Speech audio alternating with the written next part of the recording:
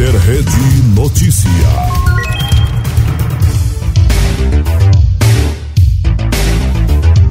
Olá, muito bem. Nós estamos mais uma vez nos estúdios da Interrede Notícia aqui no Brasil. E hoje nós estamos com alguém muito importante para o tema do agronegócio, e se tratando diretamente, então, da questão do desenvolvimento humano. Nós estamos com o antropólogo Eduardo Luz, antropólogo social. Nós vamos buscar extrair dele todas as verdades científicas que nós pudermos dentro desse segmento da antropologia, sem menosprezo à classe, uma atividade ou uma tarefa um pouco difícil de conseguir, pelo que a gente tem ouvido da classe. Mas o Eduardo aceitou vir no estúdio e nos dá vários esclarecimentos, e nós esperamos que vamos ter uma boa resposta dele nessa questão da antropologia ou nas questões sociais ligadas diretamente à questão indígena no Brasil, principalmente nas demarcações de terras. Nós vamos falar com mais expressividade aqui do sul do Brasil. Eduardo, muito bem-vindo, obrigado por aceitar o nosso convite para vir na Interrede Notícia. Obrigado, Joe, é uma satisfação estar falando com você e com todos os nossos telespectadores da Interrede Notícias. Muito bem, o Eduardo, ele tem um histórico muito importante dentro da antropologia, porque ele é conhecedor com propriedade própria da história indígena do Brasil, porque é filho de missionários, posso citar Sim, isso? Sim, claro. É filho de missionários evangélicos que trabalhou muitos anos, os pais trabalharam desde ele muito criança dentro das aldeias indígenas, ele vai citar isso para nós. Então, mais que ninguém, ele, além de antropólogo, estudou a ciência da antropologia e ainda tem o conhecimento dos costumes indígenas de algumas etnias. Também foi responsável por demarcações de terras no Brasil pelo governo federal. Ele demarcou, foi o que fez o estudo de demarcação de pelo menos 3 territórios indígenas, e ele vai nos falar sobre isso. Então nós temos aqui alguém com autoridade, com propriedade de conhecimento para nos falar sobre essa questão de demarcação indígena que tem afetado muito a nossa região sul, principalmente o oeste do Paraná. Eduardo, primeiro eu queria te perguntar, essas demarcações que foram frutos do seu trabalho de pesquisa científica dentro da antropologia, tem dado certo? Como que você vê isso hoje, agora, nesses dias depois dessa demarcação? Vamos lá, Joe. O Brasil tem uma legislação indigenista que remonta, na verdade, a séculos atrás. O Brasil lida com o problema indígena, não é de agora, isso não é problema só agora. Nós já temos diversas legislações imperiais que regulamentavam a convivência de colonos súditos do Império Português com populações indígenas. Dom Pedro II reconheceu territórios indígenas. As demarcações existem há muito tempo. O Brasil foi o primeiro país da América do Sul a criar um órgão estatal, na época de 1910, chamado SPI, Serviço de Proteção ao Índio, que deu início ao processo de reconhecimento, não deu início, mas deu continuidade a esse processo de reconhecimento territoriais e demarcação de terras indígenas. Portanto, e o Brasil hoje ainda tem, e deve ter, e ainda bem que tem, somos muito privilegiados em poder conviver com aproximadamente 230 grupos indígenas, 225, há uma certa alteração recente, depois eu falo sobre isso, mas aproximadamente 220, 225 grupos indígenas que falam uma média de 180 línguas no Brasil, que são faladas. Isso é uma diversidade cultural incrível, isso é uma diversidade impressionante. Eu tive a oportunidade de conviver com povos indígenas desde a minha infância, desde muito cedo, aproximadamente com 5, 6 anos, eu já estava convivendo com povos indígenas no Brasil, e tive ainda melhor, a grata satisfação de trabalhar na identificação de terras indígenas no oeste do estado do Amazonas, ali na região da tríplice fronteira do Amazonas, que é Brasil, Colômbia e Peru. Identifiquei 3 terras indígenas que foram... O processo demarcatório tem 3 etapas no mínimo: a identificação e a delimitação, que é promovida pela FUNAI, promovido pelo antropólogo contratado pela FUNAI. Depois isso vai para o Ministério da Justiça, ela é então declarada pelo ministro da Justiça por meio de uma portaria declaratória, e depois essa portaria vai para a Casa Civil e da Casa Civil para a Presidência da República, onde há um decreto homologatório, homologatório. Então o antropólogo efetivamente não demarca a terra, mas ele realiza, como você bem colocou, realiza os estudos de identificação e delimitação. As terras que eu identifiquei e delimitei foram absolutamente pacíficas, não houve uma contestação sequer, porque são terras que são efetivamente indígenas, não afetaram propriedade privada de ninguém, nem muito menos propriedade, nem do município. Quer dizer, o município tinha terra suficiente, era um município amazônico, o grupo era efetivamente indígena, então não teve o que ser contestado. Duas das terras que eu identifiquei foram homologadas pelo presidente Lula e uma terra foi homologada pela presidente Dilma. Aí eu tive um ótimo desempenho, isso foi em 2005, eu já estava tudo identificado. Quando foi em 2007, eu fui indicado para outros estudos de identificação e delimitação.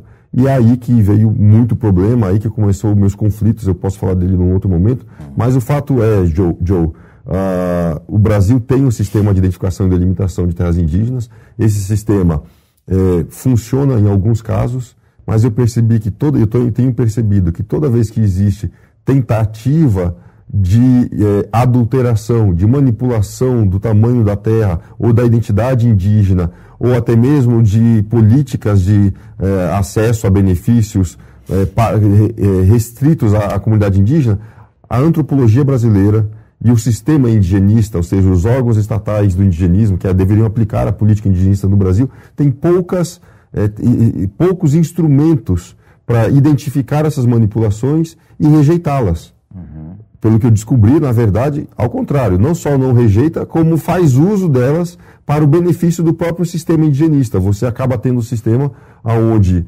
o órgão indigenista se beneficia, quanto mais problema, melhor para a FUNAI e para os seus funcionários, e a coisa segue crescendo, criando conflitos e gerando confrontos entre cidadãos e indígenas. Pois é, agora a gente ouvindo essas declarações aqui do Eduardo, dá assim uma impressão de que o sistema indigenista ele é uma geradora de emprego, é isso? Ou alguma coisa nesse sentido? É basicamente isso, é mais ou menos isso. Uhum. Onde tem índio tem problema fundiário, não é sempre assim. Uhum. Em alguns estados esses problemas já foram corrigidos, já não existem mais. Por exemplo, vou dar alguns exemplos. Goiás não tem mais problema com terra indígena em Goiás, nem em Tocantins. Na verdade, o sistema indigenista brasileiro começa com a FUNAI, mas não é só a FUNAI, tem outros. Tem a Secretaria de Educação Indígena, tem a Secretaria de Saúde Indígena. Uhum. Ele funciona em alguma medida para a sua autorreprodução, para a sua expansão. Então, enquanto para os produtores rurais, mais índios, ter índios por perto é sinônimo de possíveis problemas, para o servidor da FUNAI, para o servidor da educação indígena e da saúde indígena, ter índios por perto é sinônimo de emprego, de trabalho, de uma manutenção de um sistema que vai sempre ser utilizado. E olha, gente, nós estamos ouvindo isso de Eduardo Luz, alguém que trabalhou dentro desse sistema e que nos está revelando. É revelação muito importante isso. Eduardo, eu ouvi você falando que uma porcentagem significante das pessoas, dos índios, eles não vivem nas terras onde foram demarcadas para ele. Como é que é isso? O último censo do IBGE, acho que é o censo de 2010, revelou o que eu já sabia. Eu tive a oportunidade de morar entre os índios Aquém e Xerente do Tocantins, ali na frente de Miracema, um municípiozinho chamado Tocantinha. E lá era perceptível, muito fácil perceber, eu morava na cidade, a cidade é vizinha, é lindeira à terra indígena Xerente. Era perceptível que de segunda a sexta você via mais índios na cidade do que na terra indígena. Depois eu comecei a levantar o meu censo, eu comecei a fazer meu censo. As aldeias indígenas Xerente, hoje em dia, possuem uma média de 35 pessoas, 45 pessoas. Pouquíssimas eram as aldeias que ultrapassava o número de 200 pessoas. Acho que 2 ou 3 que eram aldeias mais tradicionais, estabelecidas, as mais antigas, cuja a existência remonta até o início do século XX. É bom lembrar que o Xerente tem um contato já há mais de 370 anos com a sociedade envolvente. E aí eu comecei depois a fazer uma contagem de quantos índios Xerente vivem em Tocantina, tem casa em Tocantina.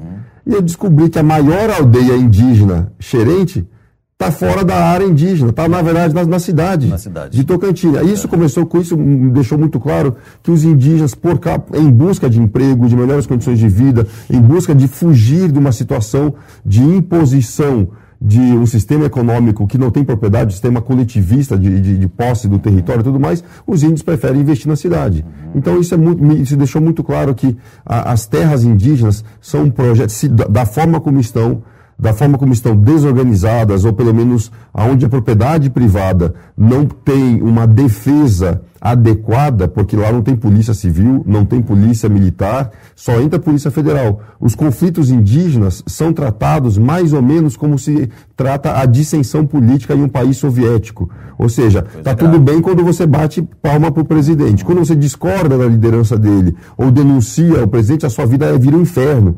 Porque não tem quem lhe defenda ali dentro. E você provavelmente vai acabar ser expulso da aldeia. Então, enfim, os conflitos em terras indígenas são profundos, são disseminados. A antropologia, inclusive, tem uma vasta literatura mostrando que sempre houve essa divisão, essa dissensão indígena e cada vez maior, porque agora os interesses econômicos acabam, na verdade, encontrando quem dispute por ele dentro das terras indígenas. E os índios estão saindo. Boa parte, o dado do IBGE, acabei não dizendo, mas o dado é de aproximadamente 50%.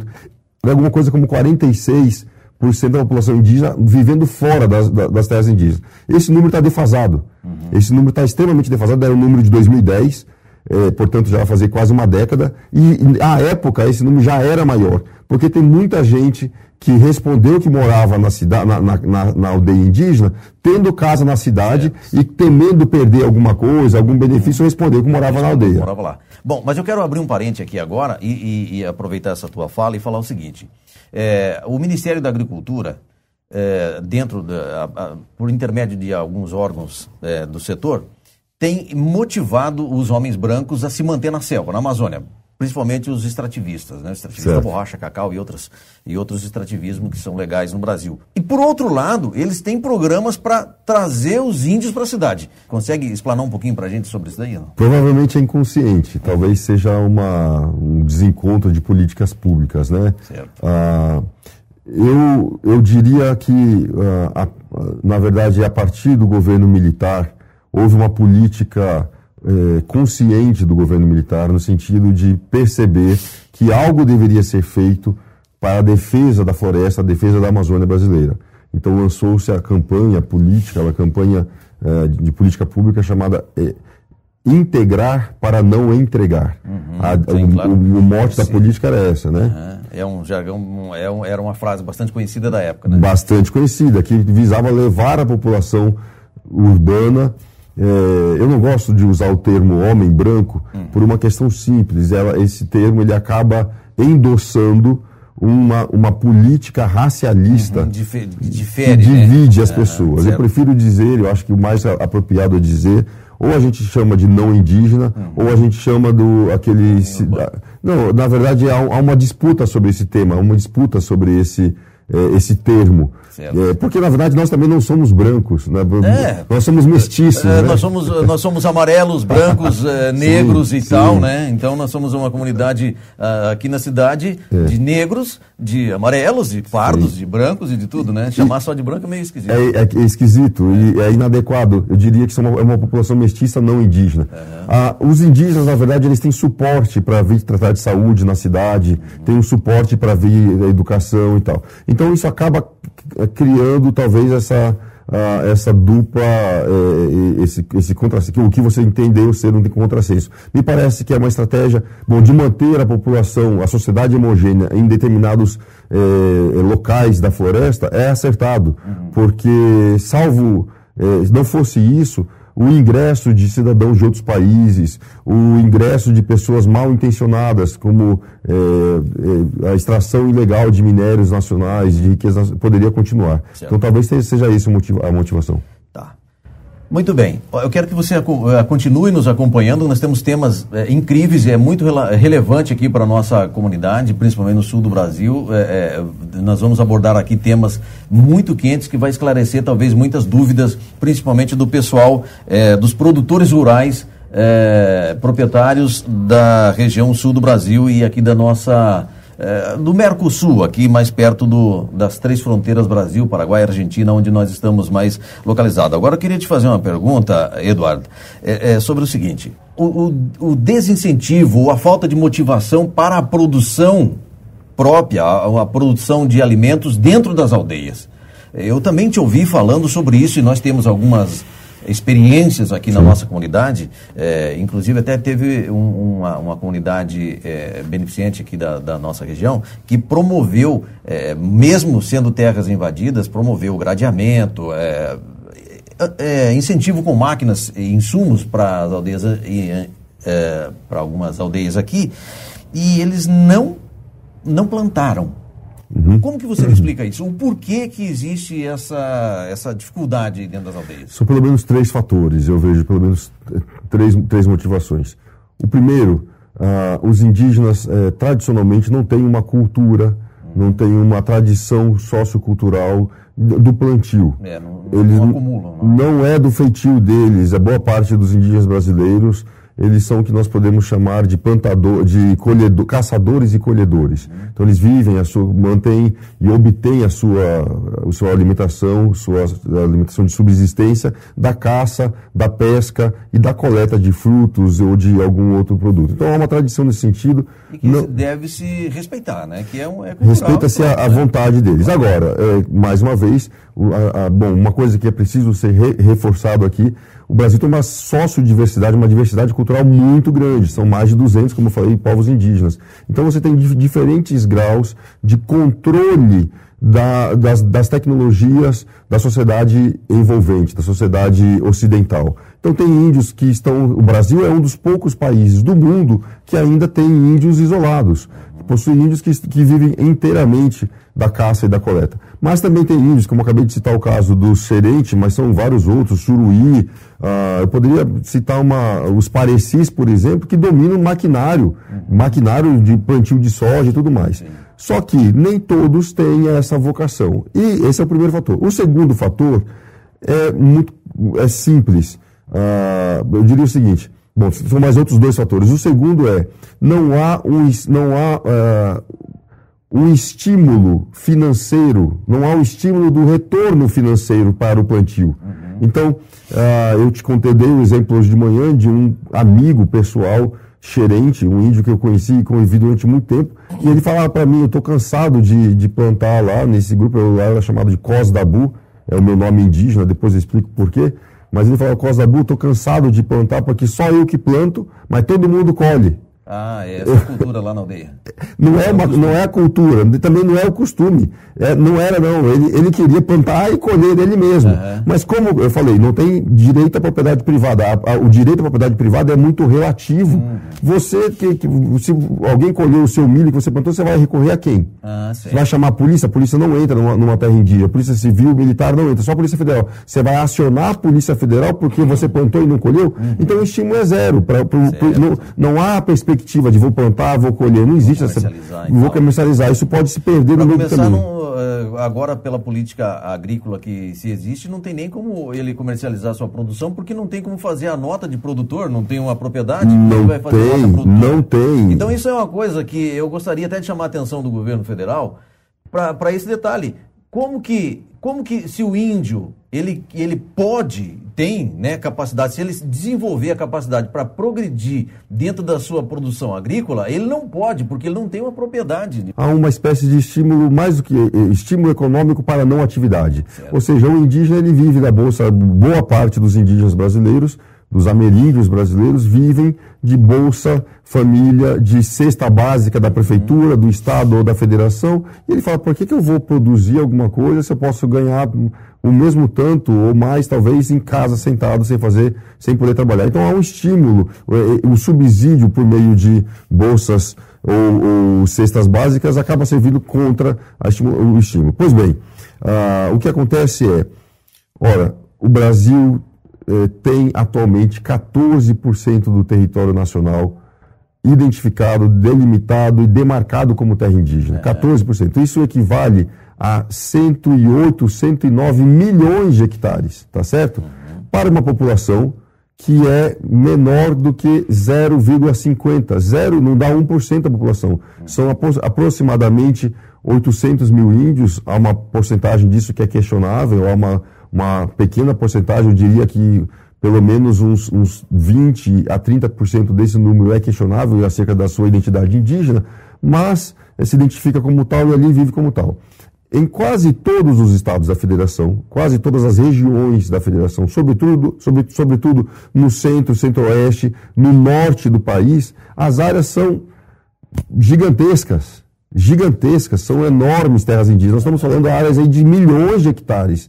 Tá? A terra indígena Yanomami tem 9 milhões e meio. Você não sabe nem imaginar o que é 9 milhões de hectares. É muita terra, né? É mais do que alguns estados, mais do que a Espanha, mais do que a França. Eles poderiam produzir coisas, né, muito lá, né? Com um bom equipamento e tudo. Né? Poderia se produzir muito. Só que como estão na Amazônia, esse manejo de equipamento é complicado lá. Aqui no sul o processo é diferente. Você se referiu a situações onde, basicamente situações onde os Guarani estão acampados à beira de estradas, tá certo? E as áreas que eles possuem são áreas pequenas. É bom, quando você citou o nome da etnia, é bom a gente também fazer referência a essa questão étnica, né? Sim. Porque quando a gente fala da questão indígena, dá-se a impressão de que a população indígena é toda uma só, e não é, né? Não é. Como você falou, são diversas etnias, com costumes diferentes, com hábitos tradições diferentes, e que cada uma tem seu jeito, por mais que seja, para nós de fora, parece que é parecido, mas entre eles são totalmente diferentes, inclusive a língua, né? Sobretudo a língua. Como um Guarani não fala o Carajá. Um Guarani não fala a língua apinagé, são troncos linguísticos diferentes. Os aqui no estado mesmo, no Paraná, onde nós estamos agora, temos aqui algumas etnias que são totalmente diferentes. Nós tivemos uma experiência o ano passado, que nós fomos com uma caravana Guarani, fomos para uma aldeia Caigangue, e eles obviamente não se entendem, e também por causa dessas 3 linhas do Guarani, né?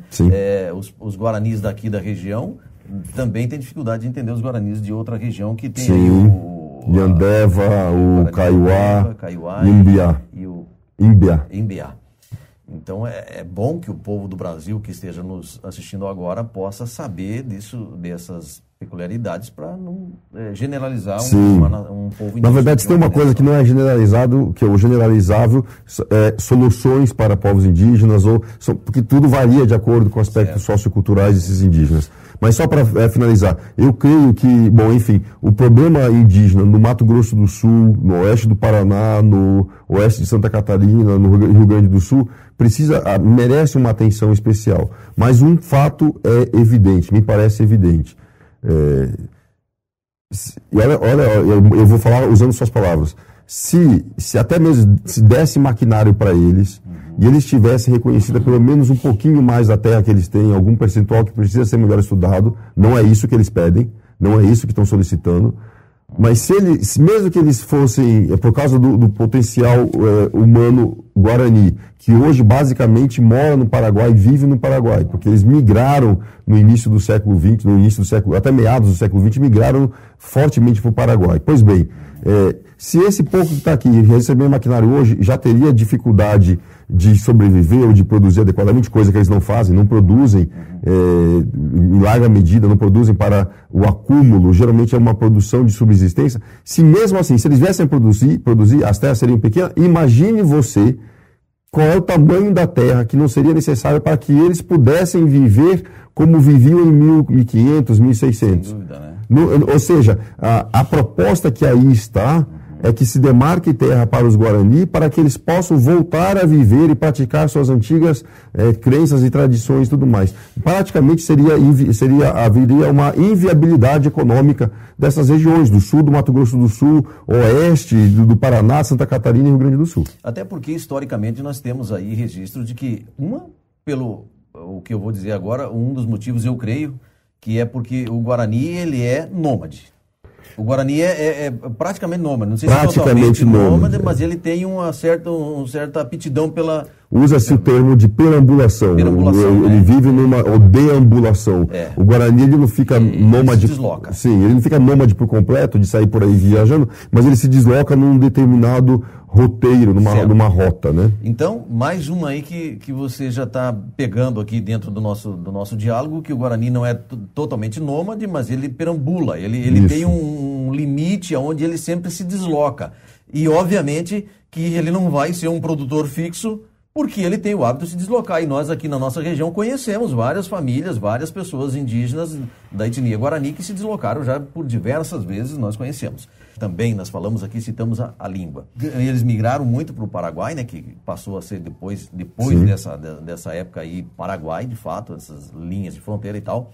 Mas eu queria que você falasse um pouquinho para nós sobre a primeira língua. Sai um pouquinho fora exatamente do nosso foco principal, mas é importante nós sabermos disso. A primeira língua falada aqui no Brasil.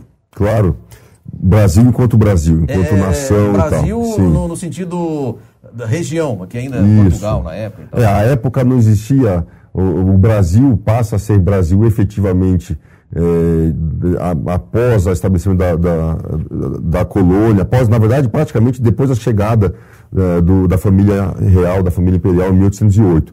Mas antes disso, era uma colônia portuguesa.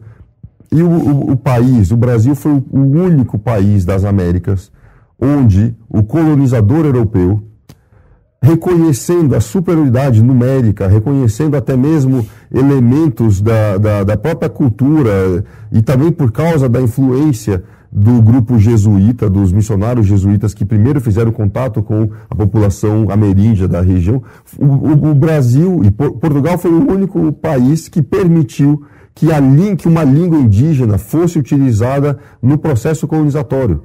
Essa língua era o Iengatu. O Iengatu é uma língua criada, não é criada artificialmente, mas ela, na verdade, é a reordenação do idioma tupi e a sua aplicação na lógica estrutural do português.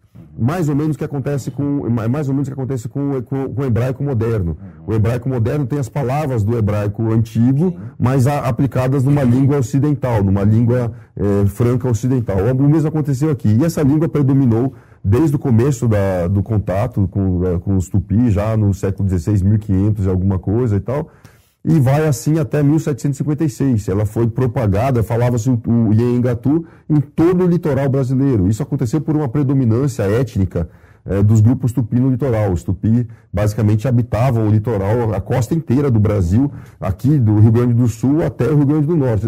De Santa Catarina até Rio Grande do Norte eram grupos tupis que habitavam. O jesuíta chegou na Bahia, encontrou tupi. Chegou no Rio de Janeiro, encontrou outro grupo tupi. Chegava aqui no Sul, também encontrava. Ele falou, bom, então todo mundo aqui fala tupi. Certo. Vamos pegar essa língua e vamos adaptar. E criou-se então gramáticas, e assim o Brasil foi colonizado via tupi. Porque o rei de Portugal, que uma ordem do rei de Portugal fosse atendida na colônia, ela tinha que ser traduzida do português para o Iengatu. Porque o maior número da população falava essa língua. Olha, Exato. Veja só. Agora nós estamos tratando de um assunto muito importante, obviamente, e faz parte da nossa história, a nossa história toda. Não estamos falando só agora da história dos indígenas, estamos falando da nossa história, nós como cultural brasileira, nós que somos aí vou generalizar toda a nação brasileira, nós do Portugal, por mais que muitos tenham vindo de outros países da Europa, mas vamos dizer que nós todos viemos do Portugal, português. Chegamos aqui e encontramos os tupis. O que fizemos? Fizemos adaptar a nossa linguagem para a linguagem tupi. Mas não foi expulso esses tupis dali? Nunca. Nunca foi? Não. Então quer dizer que em vez de expulsarem ou matá-los, como muitos entendem, para dominar a terra, foi feito foi se integrado a eles. Veja, Portugal não tinha sequer efetivo humano para promover expulsão alguma. Quem chegava, os portugueses, até metade do século XVI, até 1550, Portugal não tinha efetivo para a colonização. Então, são inúmeras as histórias de portugueses que chegavam sozinhos, de degredados, que chegavam numa comunidade indígena, eram bem recebidos, havia uma curiosidade, não representavam ameaça, foram recebidos, a própria Carta de Caminho representa isso, a própria Carta de Caminho descreve essa alegria, essa fascinação do encontro que houve ali nas praias do sul da Bahia, no encontro do pessoal ali em Porto Seguro, ou mais abaixo, onde houve o primeiro encontro, foi uma fascinação, uma perfeita... Imagine você, uma população, primeiro o fascínio mútuo que não era, né? Os portugueses não viam pessoas nuas, nunca viram em suas vidas, acho que só via a mulher na cama, a parceira, o parceiro sexual e só. Ali tinha uma população inteira nua, né? com uma coloração, com uma pele bonita, Caminha descreve uma beleza feminina impressionante. Então, o que houve, na verdade, foi um encontro de sociedades, e um encontro muito singelo, porque eram homens portugueses casando-se com as indígenas, e pequenas alterações iam sendo feitas, e um detalhe importante que você falou sobre, duas coisas importantes, curiosidades, né? Não foi só o Engatu que foi alterado e foi língua franca. O próprio português que nós falamos, nós temos hoje esse português bonito, esse português charmoso, elegante que nós temos hoje, devemos isso ao tupi em larga medida. E diversas palavras do português, do nosso português brasileiro, são de natureza tupi. Cutuque. Cutuque é uma palavra completamente tupi. Bater com a ponta do dedo, cutuque. Peteque. Bater com a palma da mão, peteque. Soque, bater, a gente acha que soco é uma palavra, soque é tupi, bater com a mão fechada. São palavras heranças do nosso tupi. Olha só que coisa importante. Bom, ainda dentro dessa coisa da história aqui da nossa América, vamos passar um pouquinho do outro lado do rio, que nós estamos bem perto dele, e vamos falar um pouco do Paraguai, que também está ligado nessa história. Até porque tem um aspecto dentro dessa questão da colonização, nós estamos falando aqui da nossa região, da questão indígena, e nós estamos juntos, nós fazemos parte dessa comunidade. Então vamos abrir um pouquinho o leque, ainda dentro desse bloco, continuar nessa coisa da língua. O Paraguai hoje é um país que fala também em Guarani, né? É uma das línguas oficiais do Paraguai, o Guarani. Quando nós, como Portugal, agora como Brasil, mas quando nós éramos ainda parte do Portugal, já éramos uma província brasileira de Portugal, continuamos sendo Brasil. E falávamos esse Guarani, né, que você citou Tupi-Guarani. Tupi-Guarani, e o Paraguai ainda hoje fala o Guarani. E até há pouco tempo a gente entendia que todos os conquistadores colocavam os seus conquistados a falarem a sua língua. E daí questionou-se, até há pouco tempo, inclusive num diálogo, a gente questionou por que o Paraguai não foi também trazido exclusivamente para a língua espanhola, porque a Espanha que era o país do Paraguai. E agora nós entendemos que, na verdade, o Paraguai ele está mantendo aquilo que era, de fato, aquela época. Original, sim. A língua original, porque nós também falamos o Guarani uma época. Nós também falamos. Então, para você que fala língua portuguesa, que está nos assistindo em um país de língua hispana, ou principalmente você que está nos vendo agora no Paraguai, saiba que nós, brasileiros, também falamos o Guarani há um tempo passado. Um outro detalhe também, que é muito importante ser lembrado aqui, que nós também fomos Espanha há um tempo, né? Aqui na Cia Filipina. Então, para você que é latino-americano, brasileiro, ou de qualquer outros países aqui, vizinhos nossos, saiba que nós fomos... Também fomos espanhóis. Nós fomos espanhóis, todos nós fomos espanhóis, nós fomos, por quase 100 anos, espanhóis. O Brasil inteirinho e o Portugal foi espanhol. Talvez muitos aqui saibam, mas muitos não sabem. Então é importante nós rememorarmos um pouco a nossa história para dar sentido a toda essa questão científica da antropologia. E o Paraguai, ele mantém hoje ainda o Guarani. E agora eu volto um pouco falando nisso daí, que...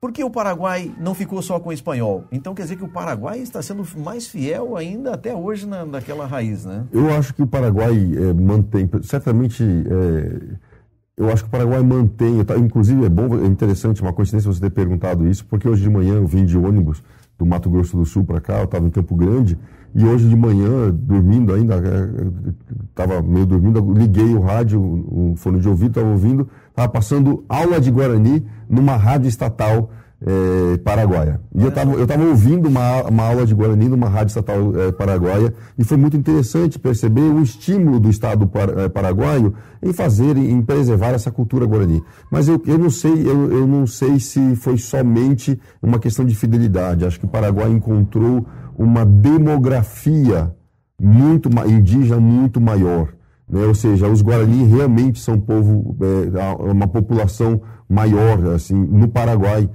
O Paraguai é praticamente a célula, o umbigo do mundo para o indígena Guarani. O centro do mundo é o Paraguai. É a região desses rios, aqui do Paraná para lá, do Rio Paraná para lá, é o centro do mundo deles, né?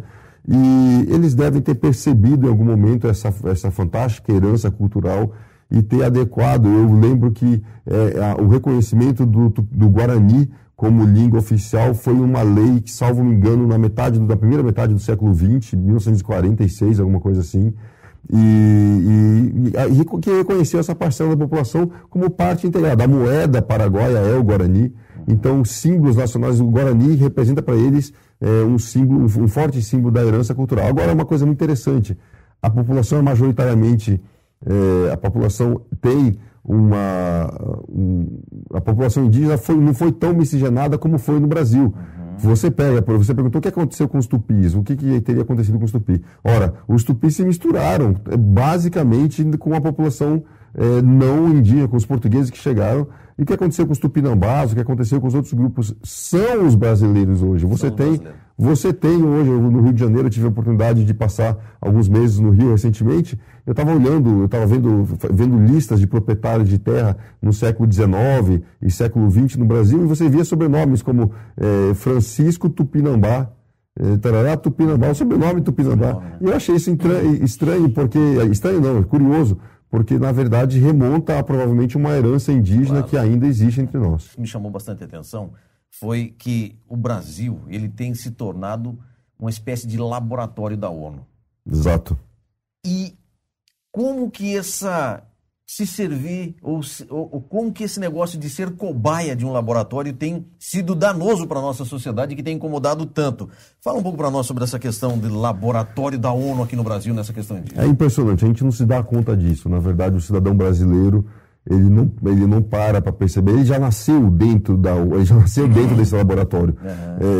As ações geopolíticas da ONU são tão fortes, de tão longo prazo, que a gente se perde nesse ambiente, como um peixe que não se dá conta que ele está dentro da água, ele talvez não saiba que eu estou na água e ele só se dá conta quando está fora, ele vê que não tem água para ele se movimentar. Nós somos mais ou menos todo brasileiro aqui que tem hoje 30 anos ou 40 anos aqui, ele nasceu cantando musiquinha, as músicas do Criança Esperança.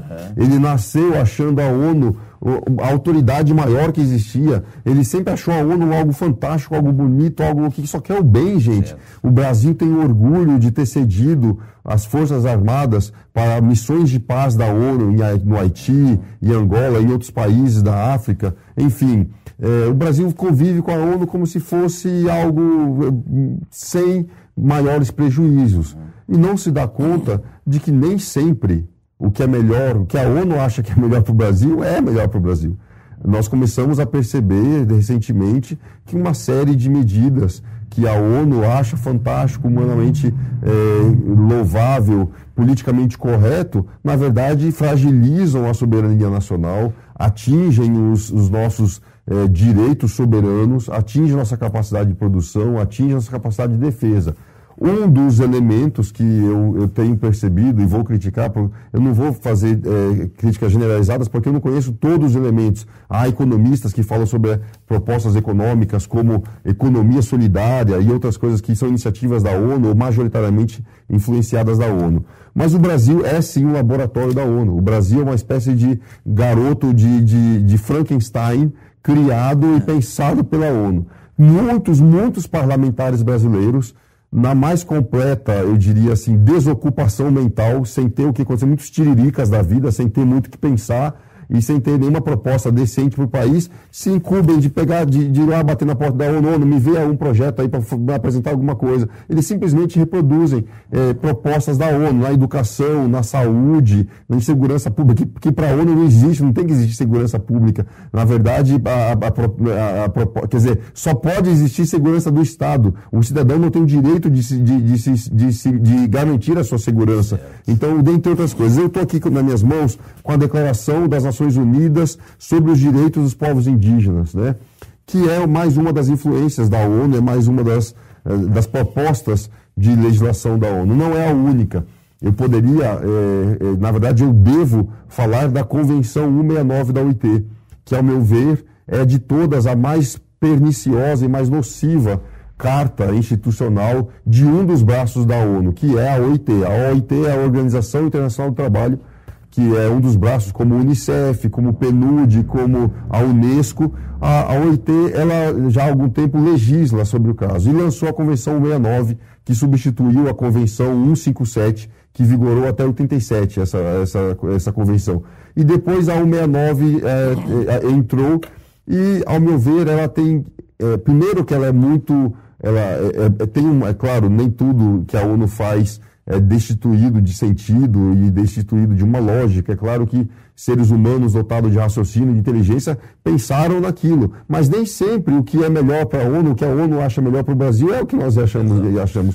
Um problema da Convenção 69 da OIT é o direito à autodeclaração indígena.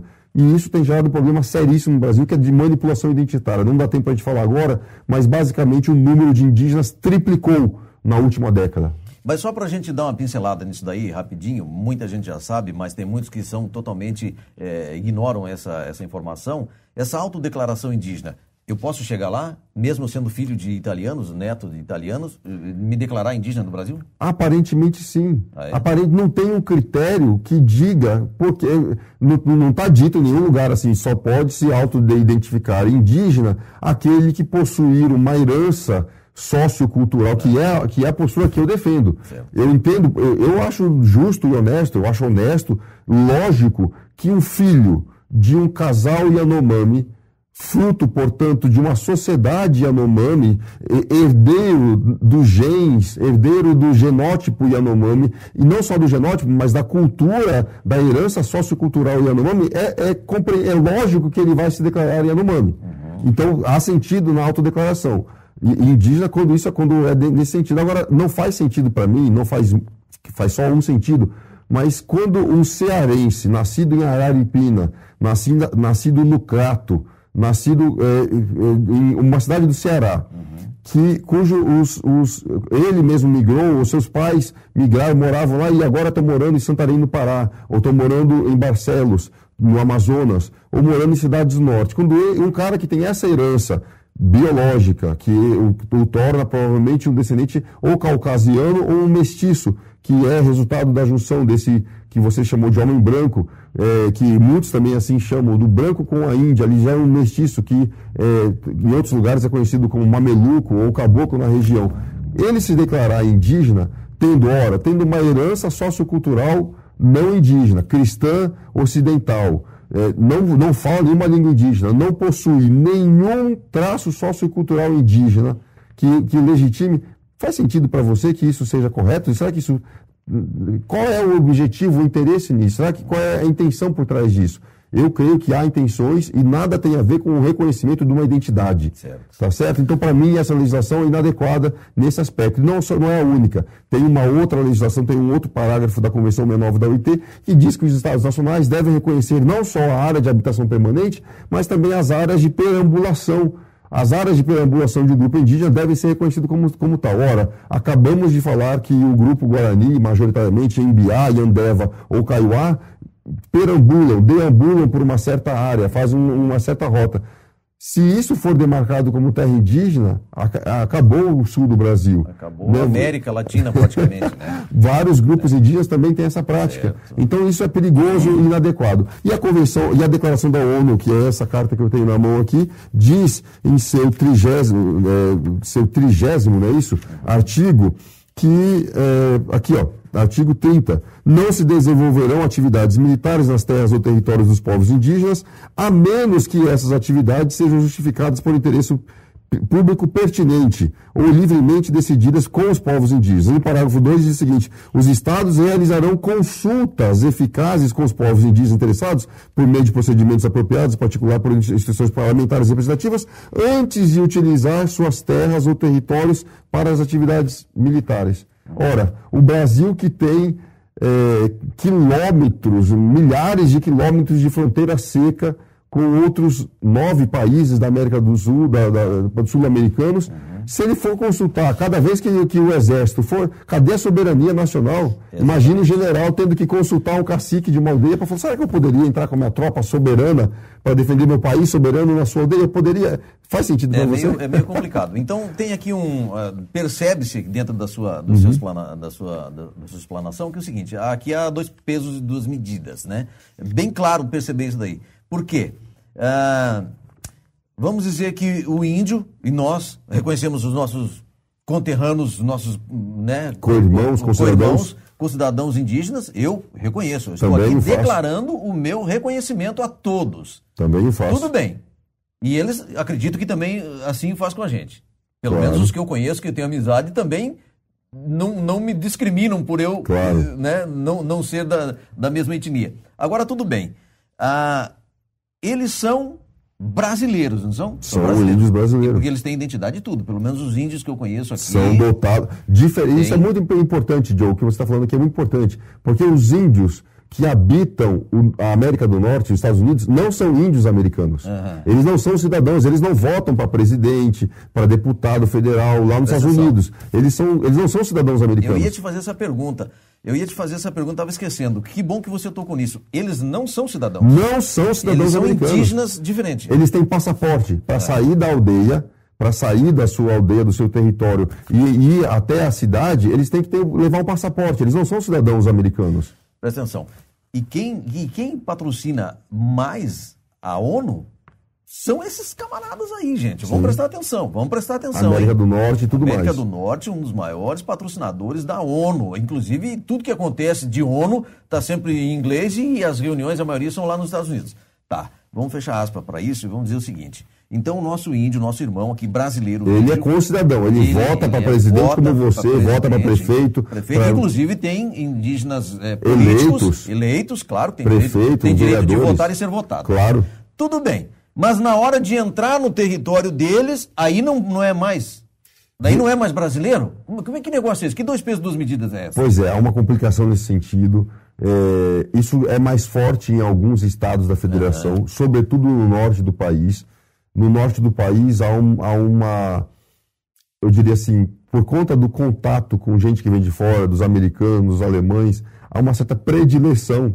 Os indígenas, eles mais ou menos preferem se relacionar com os americanos e tudo mais, e não é só uma questão de preferência, é uma questão de influência. Influência, principalmente financeira, econômica, né? Principalmente econômica. Sim, isso não é em todo lugar, não. Em outros lugares do Brasil, como no Tocantins, eu acabei de citar o exemplo dos índios Xerente, o trânsito era contínuo, completo, vários indígenas casando-se com não indígenas. Então, na verdade, esse é um dos problemas da população indígena. Não há uma homogeneidade na seleção, no contato com quem eles querem que entre. Em alguns casos, eles preferem os estrangeiros. Isso parece estranho para nós, que a gente não possa monitorar ou controlar esse ingresso de estrangeiros em terras indígenas. Porque há um patrocínio, de fato, né, por trás. Como nações do hemisfério norte, sobretudo, notadamente, Estados Unidos, Canadá, União Europeia, Alemanha e outros países,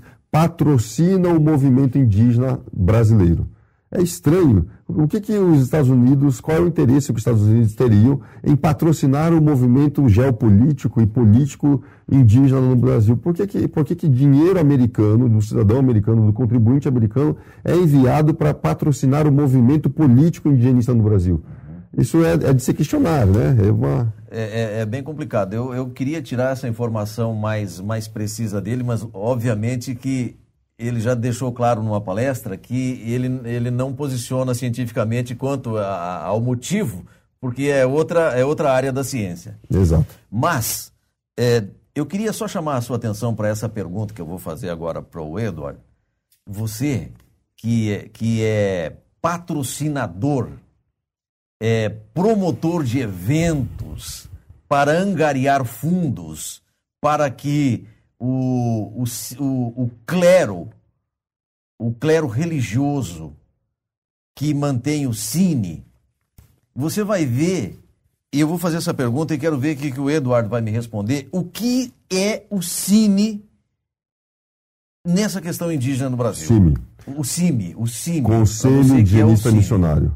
O Conselho Indigenista Missionário. Missionário que é ligado à Igreja Católica. É o braço esquerdista, o braço praticamente armado da esquerda católica no Brasil. Só pede para a CPT, que é a Comissão Pastoral da Terra. Mas espera aí, essa sua afirmação ela é bem complexa. Você está afirmando que o CIMI, um órgão da Igreja cristã mais conhecida do mundo, a Igreja Católica, ela tem um braço armado que cuida dessa questão de... Praticamente. Indígena.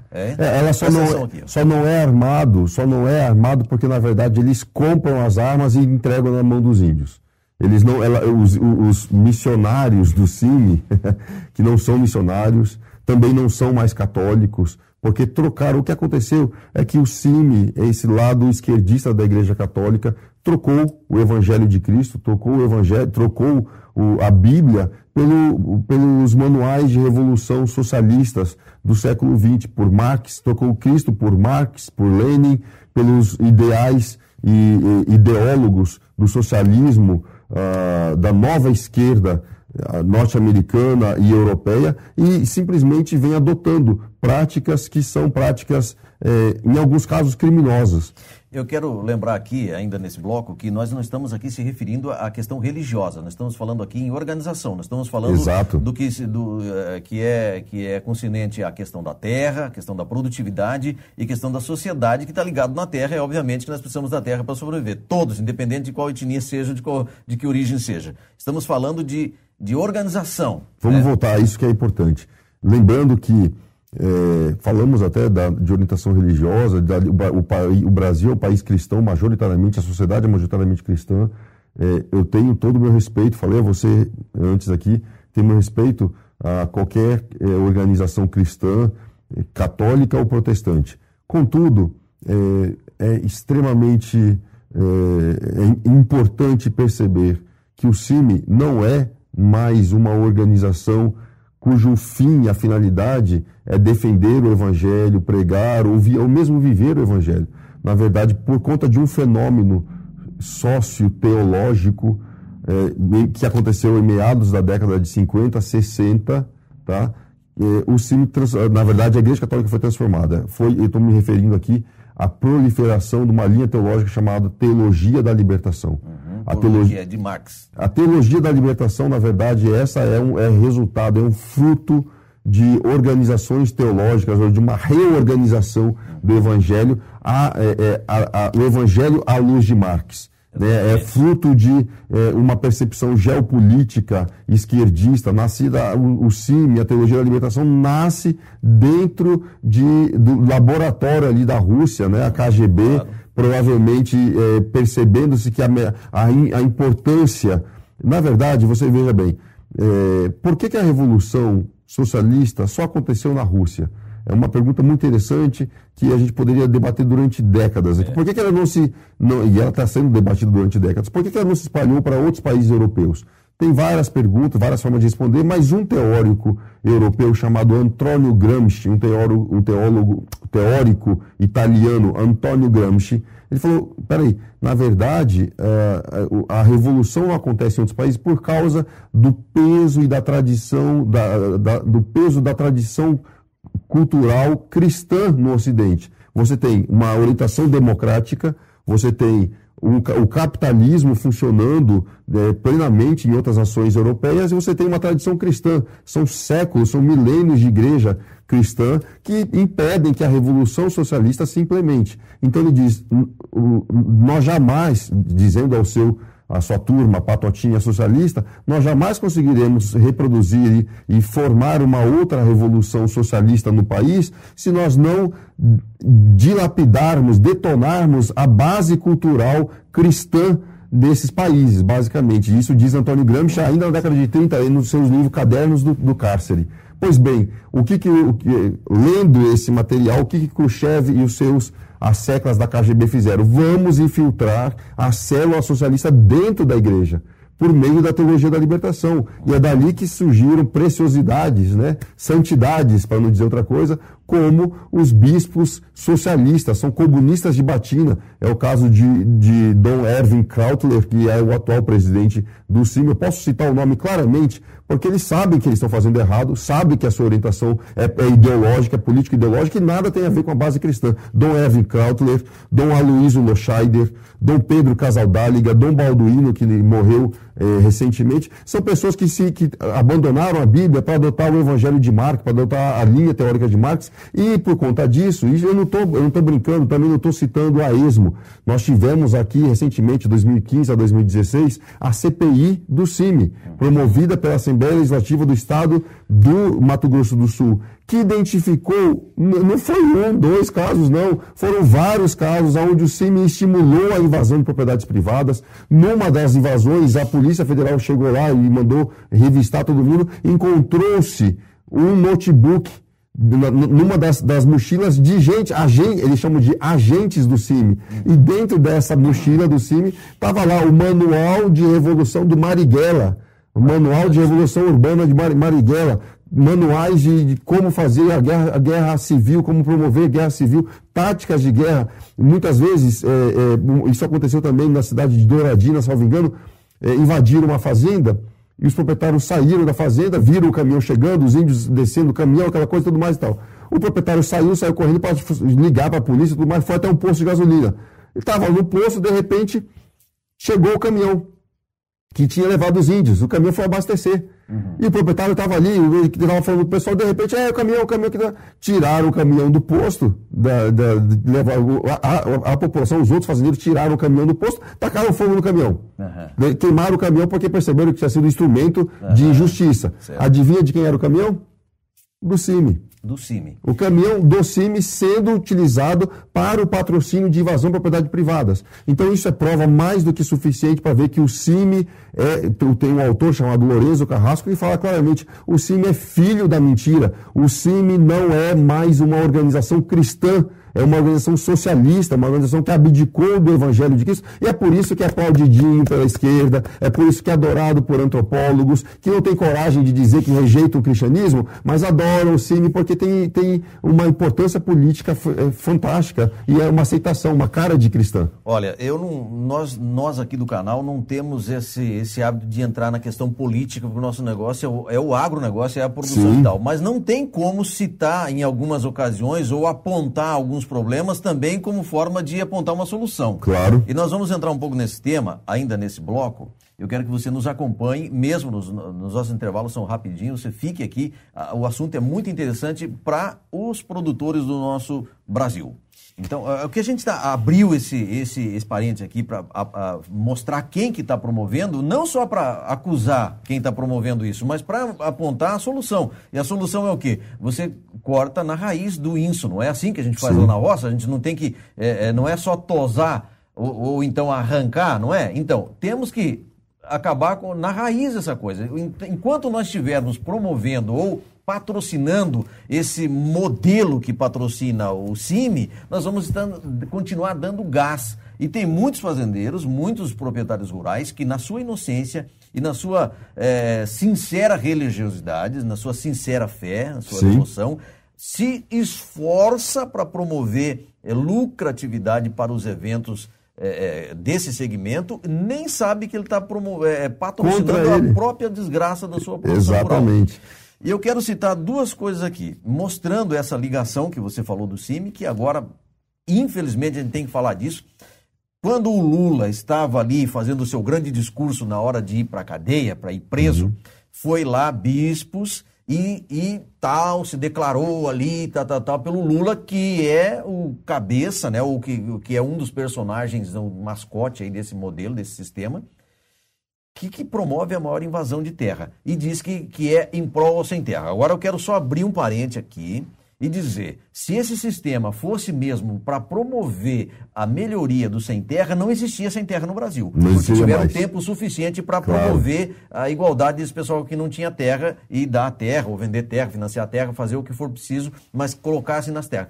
Por que ainda estão sem terra? Mas eles dizem que são o povo que vai organizar o sem terra. Bom, o bispo estava lá apoiando ele. Então aí você vai ver esse link do CIMI com esse modelo de invasão de terra. Fecha aspas.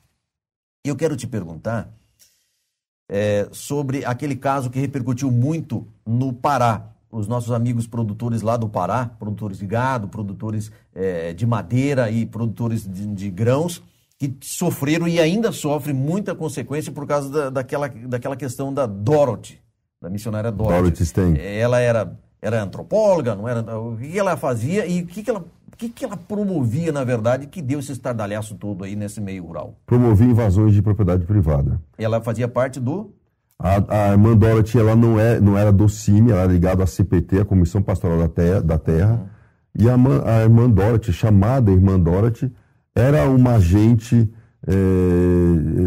desse tipo de esquerdista, mais uma agente esquerdista, uma agente socialista transfigurada, fingindo-se ser cristã.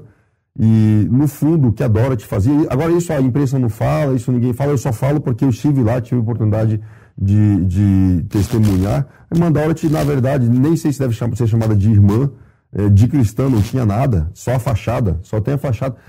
A melhor forma de se vencer uma batalha é fingindo-se ser amigo, fingindo-se ser parceiro, grande humanista de um determinado povo, enquanto enfia a faca pelas costas. A irmã Dorothy, na verdade, ela traficava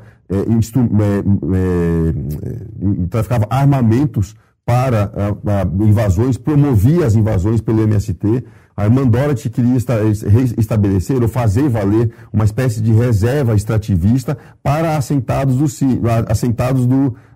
programa do INCRA, assentados de um PA, de um programa de assentamento do INCRA. Só que ninguém mais queria viver no esqueminha de uma reserva extrativista. Todo mundo queria plantar, todo mundo queria colher e tudo mais, como é um grande produtor. E ela ficava lá insistindo, ela ficava lá lutando contra os grandes produtores, lutando contra o que ela falava que era os verdadeiros gaviões da terra, porque compravam terra dos outros, né? Então era uma anticapitalista, a irmã Dorothy era era uma socialista, uma anticapitalista que municiava, levava armamentos e munição para que outros promovessem a invasão e ela sabia muito bem do que ela estava fazendo, promoveu diversas organizações. Naquela região de Anapu, a igreja é um instrumento do socialismo organizado contra a propriedade privada, contra o cristianismo, contra o Estado-nação brasileiro. Então, se a gente não identificar pelo nome quem é quem, ali, não só ela, mas vários outros, ali, o pessoal da CPT, da Comissão Pastoral da Terra, é um câncer na sociedade brasileira que atenta contra o país, atenta contra a soberania nacional, atenta contra a sua capacidade produtiva. Ou o Brasil extirpa, ou sabe lidar com CIMI, com CPT e com outros órgãos esquerdistas antinacionais que atentam contra os interesses nacionais, ou vai pagar, e já está pagando, um alto preço por gente que patrocina a destruição, o caos e a ruína do próprio país.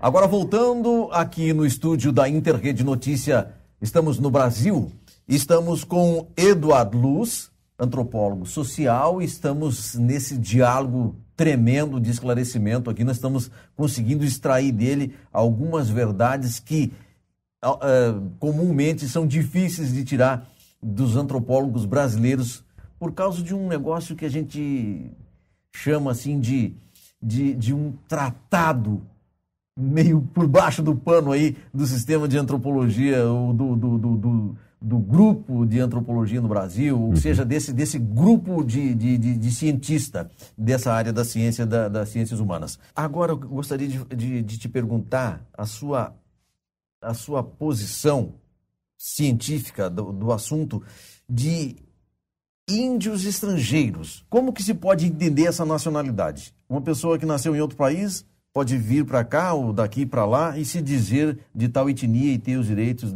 indígena, vamos dizer, por causa dessa questão do tratado aí internacional da ONU. Vamos lá.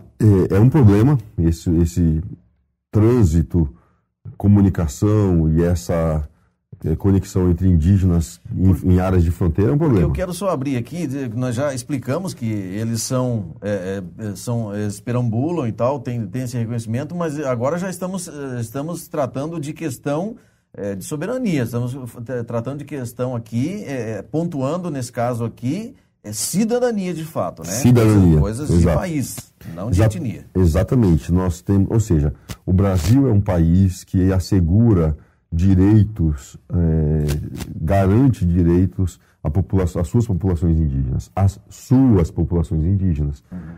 O Brasil não teria a obrigação de assegurar direitos a indígenas nascidos em outros países, nascidos, crescidos, que viveram boa parte da sua vida em outros países. É questionável que esses indígenas que viveram boa parte de suas vidas em outros países venham agora reivindicar direitos sociais no Brasil, né?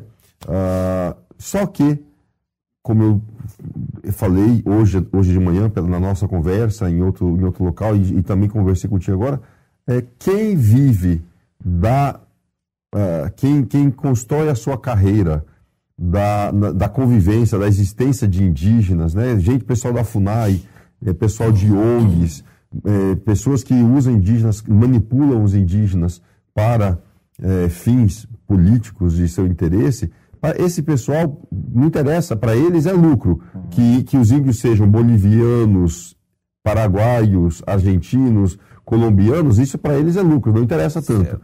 Então, o Brasil carece fortemente, há uma carência no Brasil de critérios, critérios, legislação que diga exatamente quem seriam os beneficiários das políticas aplicadas aos indígenas. Porque da forma como está, o Brasil é um país, pode-se dizer, social-democrata, possui efetivas políticas públicas a minorias, tá certo? Isso, da perspectiva de estímulos pessoais, isso é muito forte. É como se o Brasil estivesse levantando uma bandeira em luz neon, dizendo para os indígenas da América do Sul, é legal ser índio no Brasil. Deve ser legal ser índio no Brasil. Por quê? Porque lá você vai ter uma série de benefícios, bolsas, cesta básica, escola diferenciada, saúde diferenciada, cotas, para que seu filho vai entrar na universidade pelas cotas. Os outros países não têm isso. Não tem isso. Não tem essas políticas. Então eles migram para o Brasil em busca desses benefícios. E até agora o que tem sido feito? Nada, absolutamente nada. Já encontrei indícios de que Guaíra seria de fato um dos locais privilegiados para esse intercâmbio. Parece que é o alvo, Guaíra agora tornou-se o alvo de políticas de transferência de população indígena para o oeste do Paraná, mas, inclusive por motivos eleitoreiros, mas eu ainda preciso confirmar esses dados, preciso realizar mais pesquisa para efetivar. Mas parece que é esse o caso aqui. Bom, eu quero te fazer uma pergunta agora e depois, na sequência, eu quero apontar um acontecimento. Bom, a minha primeira pergunta nesse sentido é o seguinte.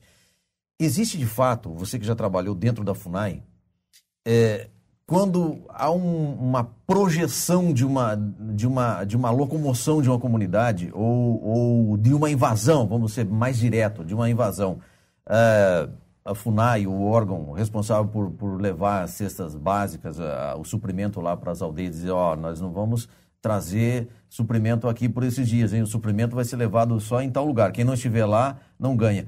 Nós ouvimos alguma coisa nesse sentido. Já houve esses acontecimentos? Ou pode ser que tenha ouvido? Pode ser, não.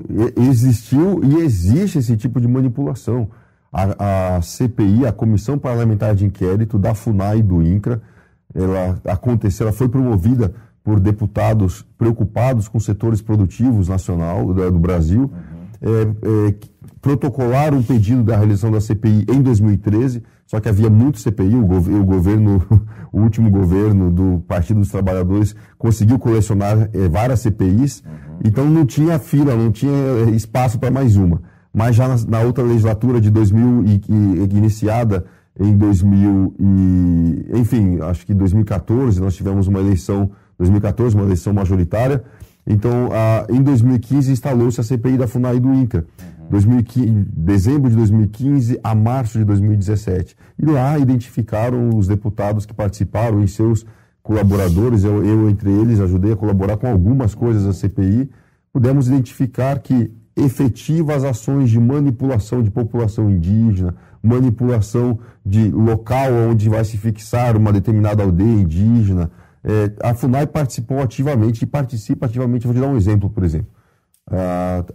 Terras indígenas que são reduzidas. Então, por exemplo, tem um caso no sul da Bahia, eu prefiro não citar o nome do grupo, só para evitar qualquer problema judicial, até porque a terra ainda está contestada, mas a aldeia do grupo ficava perto do litoral, num lugar relativamente restrito.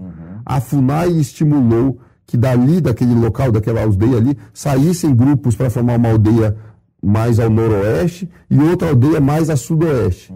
Depois a antropóloga, vendo que aí a FUNAI contrata um antropólogo de fora e fala para estudar essa terra indígena. E a FUNAI relembra, olha, seu antropólogo, que estranho, nessa terra, que estranho não, que pena, essa terra é tão pequena para esse grupo aqui. Agora tem uma aldeia lá no noroeste, tem uma aldeia aqui no sudoeste. Por que não aumentar a terra, alcançando esse quadrilátero? E foi exatamente o que aconteceu. Então o antropólogo, eu costumo dizer que nesses casos eles agem como idiotas úteis. Era o que eu fui, eu era um idiota útil na mão de organizações internacionais e submisso, ou pelo menos tentando atender sugestões como estas, né? Então eu fui levado a demarcar uma área muito maior do que era efetivamente, do que poderia ter sido reconhecida como indígena. A terra não foi ainda reconhecida. Aqui eu primeiro fui indicado em 2007 para fazer essa identificação, depois que eu entre aspas, me rebelei, na verdade, depois que eu vi os erros que estavam acontecendo. Enfim, a mesma coisa aconteceu. Havia um grupo aqui e estratégias de expansão do poderio geopolítico indígena. Então, todo lugar onde tem uma terra indígena, demarcou-se uma terra indígena, certamente mais anos, menos anos, geralmente agora está cada vez menos anos, é pedida ampliação. Cada demarcação é uma nova ampliação. E a FUNAI participa também doando caminhões, combustível, alimentação, só vai e vamos dar, porque a FUNAI tem interesse, mais uma vez, naquele caso de um funcionário que é chamado a tratar do problema, em determinado momento percebe que há muito mais interesses e garantias em deixar o problema como está do que tratá-lo efetivamente. Existe uma força do Ministério Público apoiando esse estudo científico da antropologia, promovendo algo que não é de fato? Existe. O Ministério Público Federal atualmente é um braço engajado da antropologia militante. O Ministério Público não é necessariamente científico. O Ministério Público ele entende para si, toma para si o trabalho da defesa das minorias. E só que neste caso, em vários casos, essa defesa das minorias, nesta defesa, o Ministério Público acaba, ao meu ver, transpondo os limites do exercício legítimo da advocacia e passa por uma militância. Então isso acaba sendo prejudicial ao país, acaba sendo prejudicial aos próprios indígenas e inclusive a indígenas. Muitas vezes o Ministério Público até milita defendendo aqueles que não são indígenas. Certo. Não são indígenas, que se dizem como tal, e o Ministério Público fica militando. É uma agenda absolutamente necessária para o próximo presidente da República rever os poderes ditatoriais nas mãos de agentes do Ministério Público, procuradores do Ministério Público Federal, alguns deles pessoalmente engajados em agendas absolutamente questionáveis, para não dizer, em alguns casos, criminosas. Né? Não é por acaso que a CPI da FUNAI do CRINS, a CPI da FUNAI do INCRA, indicou ao indiciamento pelo menos 2 dezenas de procuradores do MPF. Então isso não é novidade, não sou eu que estou falando, vários deputados deputados federais reconheceram esse exercício abusivo, né, de procuradores da República que agem como braço jurídico. Se o CIMI, como eu acabei de falar, o CIMI age como um braço armado do indigenismo. Na verdade, ele age armando os indígenas. Isso não aconteceu só aqui no Pará. Padres ou agentes do CIMI comprando armamento, facões e entregando na mão de indígenas. Se o CIMI é o braço armado do indigenismo, o NPF é o braço jurídico, é a defesa jurídica. Eu, por exemplo, eu não sei eu não conheço muito de direito, conheço só de direito constitucional. Eu não sei, portanto, qual seria, se estaria tipificado como crime, dar voz de prisão a um procurador da República. Manter um procurador da República prisioneiro durante algumas horas. Você senta aí, fica quieto aí. Eu não sei qual seria o crime de um cidadão não indígena fazendo isso, tá? Suponho que deve ser um crime. Deve ser coisa grave. Deve ser coisa grave. Pois eu vi isso acontecendo, cena de indígenas, supostos cidadãos se declarando indígena, mantendo um procurador da República refém, sentadinho aí, você fica quieto aí, enquanto o grupo que se dizia indígena descia ao rio para tacar fogo para colocar fogo em 2 balsas carregadas de madeira. Cada balsa dessa com um carregamento estimado em 6 milhões de reais. Madeira legalizada, com carimbo do IBAMA, com selo, esse grupo que se diz indígena, tacou fogo em 12 milhões de reais. Pergunta, o procurador que ali estava, abriu o processo contra os que atearam fogo e se disseram indígena? Vamos ver se adivinha. Claro que não. Pelo contrário, agiu na defesa deles, tá certo? Por quê? Porque faz parte do joguinho. E o procurador, e o proprietário que pediu o indiciamento, que foi atrás, é perseguido pelo MPF. Então o procurador ficou quietinho, sentado, como se ele não tivesse nada a ver com aquilo, obedecendo a voz de prisão, e por aí vai. São várias coisas como essa, assim, procuradores da República, é importante que se diga, é extremamente importante. E procuradores da República são peça importante do aparato jurídico nacional, sobretudo no combate à corrupção, mas a partir do momento em que eles passam a se envolver no engajamento militante, né, na defesa de populações que em algum momento se declaram a ir e se casam, usa a Convenção 69 da OIT, todo procurador da República anda ali com a Convenção 69 da OIT embaixo, adorando a Convenção 69 da OIT e dando suporte a esse tipo de articulação criminosa que muitos cidadãos fazem para atacar, mais uma vez, o agronegócio, os interesses nacionais, a Igreja Cristã Brasileira, a nação como um todo, porque eles são mais uma parte do aparato internacional globalista para atacar a nação brasileira. É muito estranho a gente ouvir isso, porque são brasileiros também. Que nós deveríamos defender a soberania do Brasil, defender os interesses principais do Brasil, e tem gente que parece que está vendendo. Não sei parece não, age se contra. Venderam, né?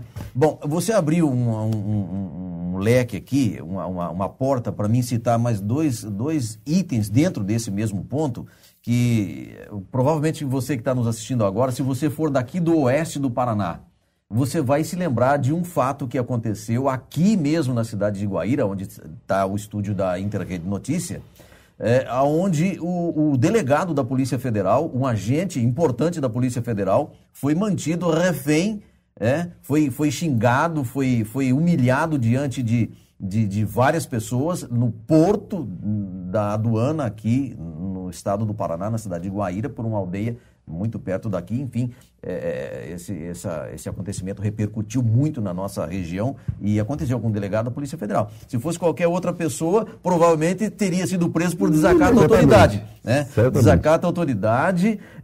Você até por discutir com um agente de trânsito, você vai preso por desacato à autoridade. Imagina um delegado. Quanto mais um delegado, que é uma autoridade que nós respeitamos e temos, pelo menos nós aqui do Oeste e aqui do Paraná, principalmente, nós passamos a amar muito a Polícia Federal.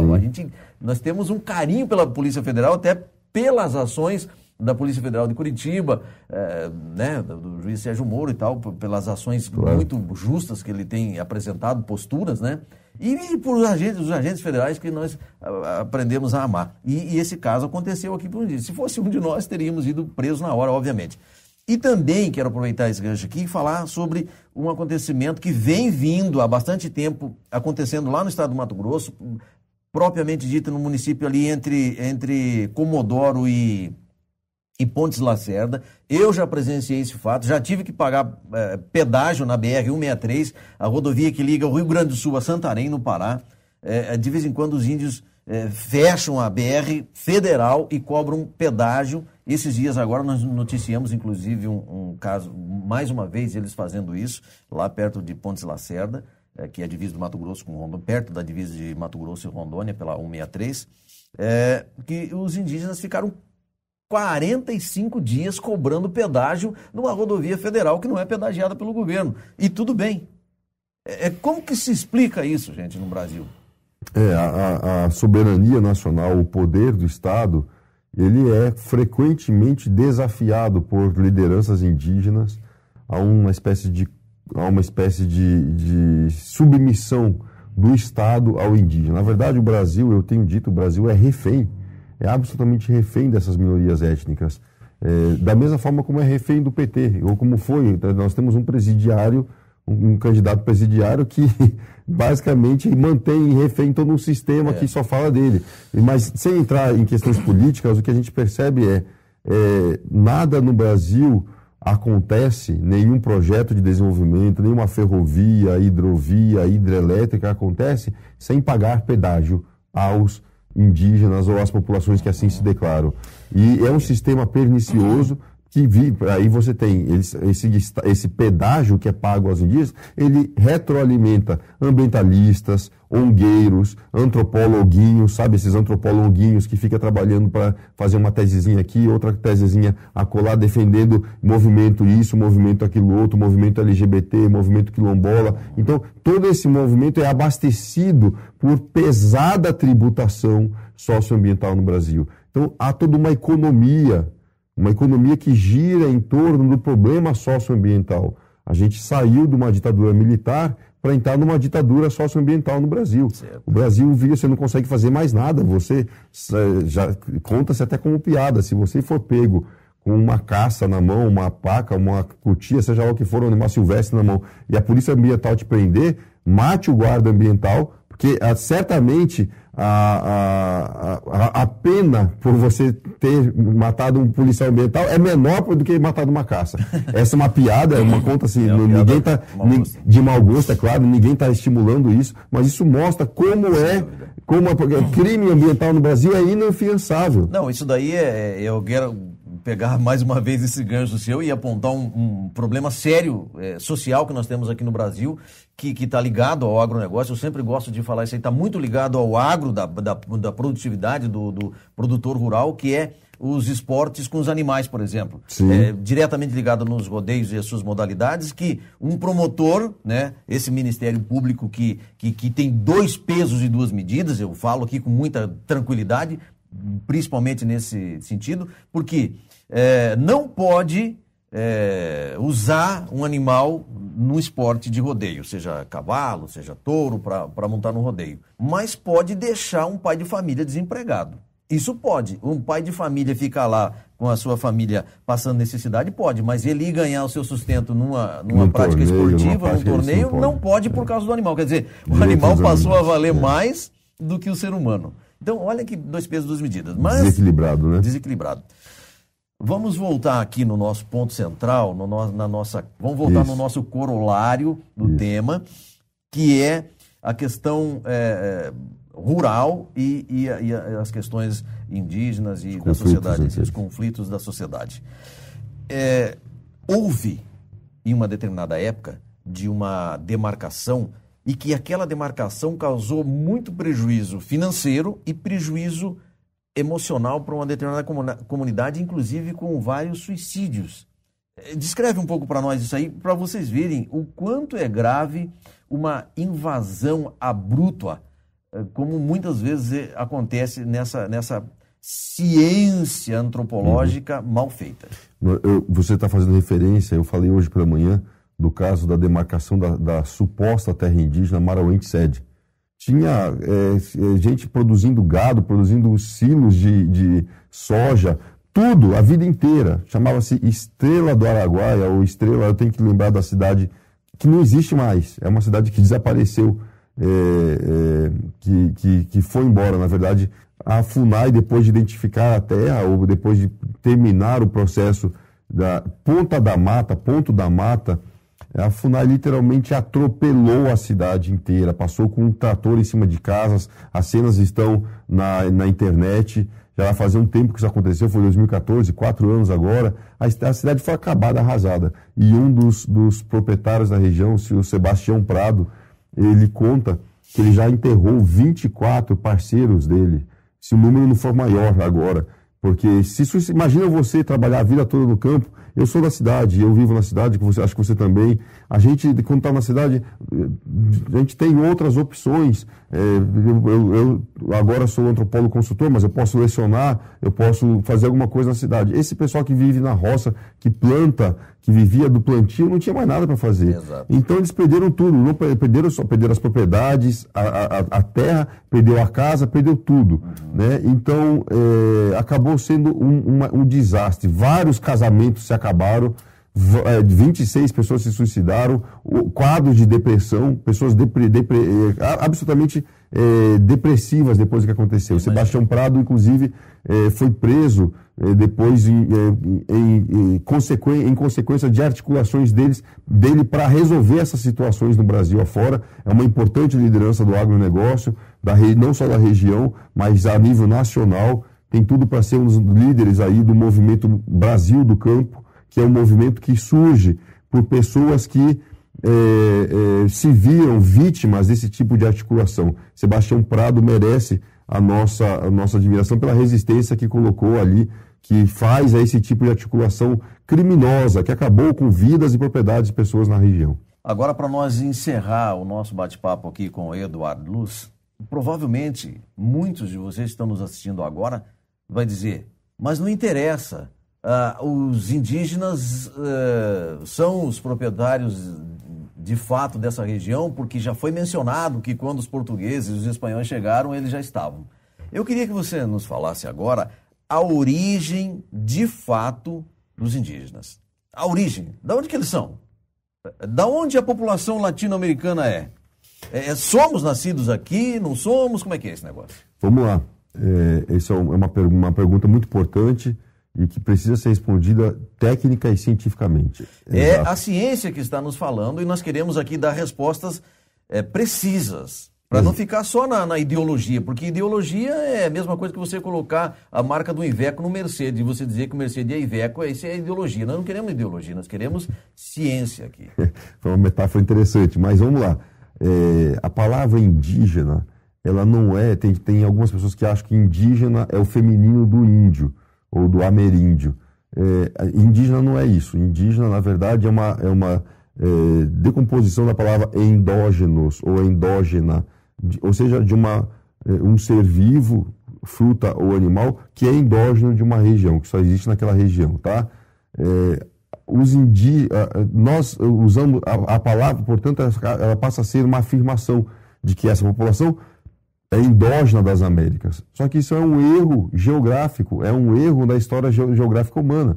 Na verdade, todos os seres humanos que estão na América chegaram por aqui migrando. A única diferença entre eles é o tempo da migração. Então, nós temos diferentes processos de colonização asiática. Tanto é que os primeiros habitantes do Brasil não eram sequer, são diferentes rotas, sequer eram asiáticos. Nós sabemos hoje que o crânio, as populações que primeiro colonizaram o Brasil não eram asiáticos, ou seja, não eram ameríndios como nós, com olhos puxados. A maior prova disso é o crânio de Luzia. Luzia é o crânio de um humanoide, de um ser humano, ou de alguma coisa parecida com um ser humano, um humanoide que foi encontrada na Lagoa Santa, e era de um ser humano que tinha traços que nós chamamos nitidamente de melanésios, de negroide melanésio, ou seja, muito parecido com aqueles que hoje habitam a Austrália, aqueles aborígenes australianos. Eles não são ameríndios, não são asiáticos, como a maioria dos povos indígenas do Brasil, eram negroides melanésios. Mas explica um pouquinho para nós, até porque nós estamos falando do pessoal do campo e muitas pessoas não têm assim, esse acesso dessas informações científicas que você está falando, negroides, aborígeno e tal. Esmiuçar um pouquinho esse detalhe aí para a gente voltar depois no ponto para ficar bem entendido. Porque o que nós queremos aqui no canal é que você, produtor rural, você que faz parte dessa gama de produção ou que está interessado nesse assunto fique bem informado para não cair depois em conversa fiada. Vamos lá, só existe uma raça humana. Só existe uma raça, é a raça humana. Tá? Não existe, a minha raça é negra, a sua raça... Não existe. Existe uma raça que é a raça humana, mas matrizes étnicas. A humanidade se divide em pelo menos 3 matrizes étnicas. A matriz étnica era chamada de negroide, tá?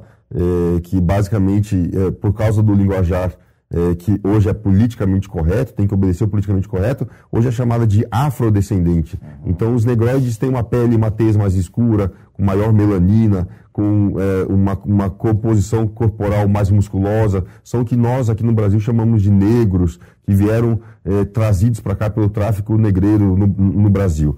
Também há uma outra matriz étnica que antigamente era chamada de mongoloide, hoje é chamada de asiática. Basicamente são os asiáticos como nós entendemos, japoneses, chineses, o Cazaquistão, os cazaques e outros grupos dos quais vieram os nossos ameríndios, né, que são grupos indígenas ou grupos ameríndios do Brasil, que tem como traço principal o olho levemente puxado, uma tez um pouco mais escura ou clara, dependendo como for. Enfim, esses são os ameríndios. E uma terceira matriz étnica que você anteriormente tinha falado como homem branco, mas isso é o mais correto chamar, o termo apropriado são os caucasianos, que vieram da região do sul do Cáucaso, da base do Cáucaso, uma população que se caracteriza por pele mais clara e por pelos corporais. É bom lembrar que os ameríndios não possuem pelos corporais, ou pouco pelo possuem. Enfim, essas são as matrizes étnicas. Mas são todas... a raça humana saiu de um lugar só. A raça humana é una, ela tem pequenas variações cosméticas, digamos assim, é mais pelo, menos pelo, certo. Cor da pele e tudo mais. A capacidade cerebral é praticamente a mesma, a capacidade, as habilidades pessoais, o que pode fazer um japonês, pode também um cearense, pode um russo fazer da mesma forma, um apinagé, um carajá, um índio guarani, pode fazer a mesma coisa, é a mesma raça. Só tem diferenças culturais, socioculturais. O importante dizer é o seguinte, não há população indígena, endógena nas Américas. Todos que estão na América vieram migrando. Os ameríndios migraram a 12, 15, talvez algumas linhas dizem que até mais do que isso, que colonizaram as Américas, e a colonização europeia veio já há 5 séculos aqui na região das Américas, promovendo transformações. Agora, algo muito importante que deve ser dita. Antes de chegar, na atualidade no Brasil, uma narrativa que diz que foram os europeus que combateram, fizeram guerras contra as populações ameríndias que aqui se encontravam, quando na verdade elas já guerreavam em si numa guerra feroz, uma guerra sanguinolenta, uma guerra que por conquista de território, de população, que se espalhava por todo o território que hoje é chamado Brasil, né? Enfim, a guerra já existia. Foi por causa da colonização, foi com a colonização europeia que esses grupos pela primeira vez ouviram falar em direitos e tiveram seus direitos reconhecidos. Né? Eles não tinham essa ideia de direito reconhecido, direito estabelecido, direito a território. Não tem essa...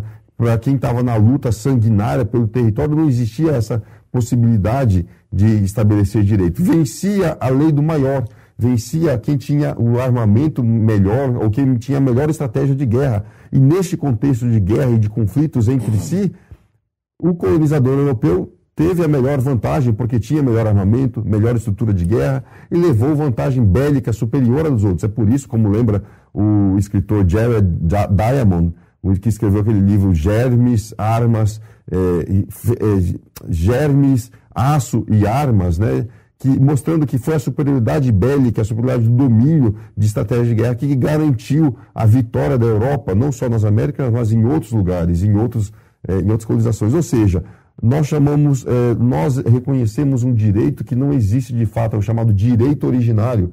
Não existe um direito originário. É claro, pode existir um direito de primeira colonização. Sabemos que as sociedades indígenas e não nações indígenas, é importante que se diga que o Brasil não reconhece a existência de nações indígenas, mas sim de grupos ou pequenas sociedades indígenas. A nação só existe uma, nação brasileira.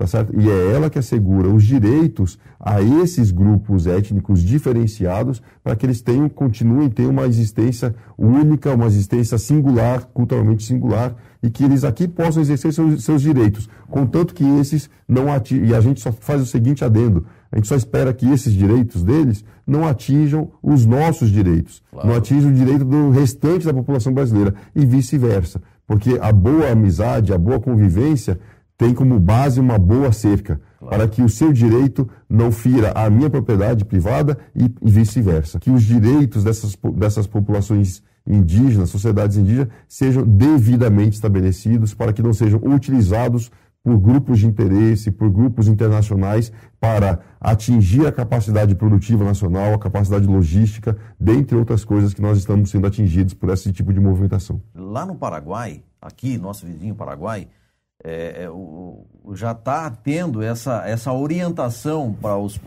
a população não indígena, não nominá-los como indígenas, e sim chamá-los de originais, em caso espanhol, os originários. Quer dizer, vai muito contra a ciência citá-los dessa maneira, né? Então, olha só onde nós já estamos chegando. Esse sistema globalizado está nos forçando a até nominar os nossos conterrâneos a outro nome. Como originários. Originários. A mesma coisa aconteceu aqui. Você conversa com qualquer população índia, qualquer grupo índio, e eles não gostam do termo índio. Eles acham bonito, eles querem que sejam conhecidos como indígenas, endógenos. E há nisso uma frase política, claro, de serem originários da região, quando na verdade migraram como os outros migraram. Então, na verdade, é o que a ideologia, né, que leva a fazer. Que leva a fazer. Olha, nós falamos aqui, conversamos, esse diálogo foi gostoso, esse bate-papo com o antropólogo Eduardo Luz. E fique ligado no nosso canal que nós vamos trazer ainda outras informações relevantes dentro desse segmento da antropologia e desses conflitos sociais. Acompanhe o nosso canal, se inscreva também no nosso canal, acesse a plataforma interredenoticia.com. Também pode acompanhar pelo fanpage Interrede Notícia, e você vai ficar informado sempre das notícias do agronegócio, tudo que é relevante e com ligação direta dentro da produção rural, dos animais, dos grãos, enfim, e da sociedade produtora em si.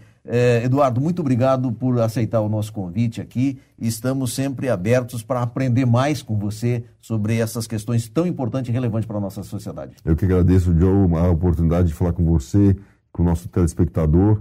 Quero agradecer também àqueles produtores, aquela parcela da população aqui de Guaíra que me trouxe até aqui, e espero ter a oportunidade de voltar aqui outras vezes, trazer esse tema.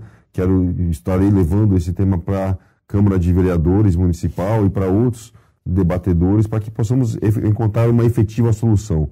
Não queremos mal aos nossos concidadãos indígenas ou índios, ameríndios, mas queremos que eles também respeitem a sociedade envolvente, para que o interesse de cada um seja devidamente atendido. Muito obrigado, então. Continue conosco. Ficamos ligados. Nós tivemos aqui o oferecimento de Capice Alimentos, Moinho Capice, Farinha Bela, Farinha Nuestra, Caon Alimentos, Fixopar, Hotel do Papagaio, Loja Silma e Travel Mais. Não viaje sem fazer uma consulta com a Travel Mais. Um grande abraço e até a próxima.